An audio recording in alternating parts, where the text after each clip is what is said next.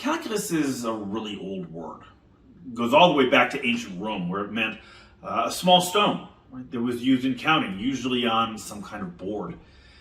Now, today, the dictionary definition says it's a broad term that refers to a method of calculation or reasoning. For example, predicate calculus is a branch of mathematical logic. Now, in this class, we're going to use it in the modern sense that everyone thinks of when they talk about calculus. It's a branch of mathematics that looks for ways to describe how fast things are changing. Now, that may not seem like much to start with, right? But it's something that comes up in practically every field. For example, if I were to drop this stone, its vertical speed would start to increase. It'll start to change.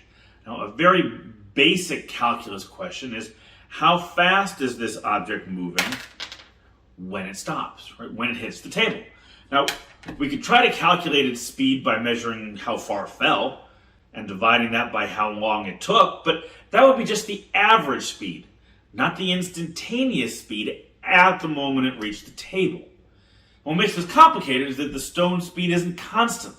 So this question of how fast is something going and how far has it gone goes all the way back to the origins of calculus in the 17th century with Sir Isaac Newton and Gottfried Leibniz. Now, with the tools we get from calculus, we can answer theoretical questions like, where is a function increasing versus decreasing? Where does it reach its maximum minimum values? Where are its inflection points, what economists would call the points of diminishing returns?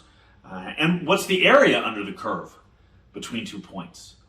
And we can also answer practical questions like, what dimensions will minimize the cost of producing a product? How sensitive is a function to change, what economists call elasticity?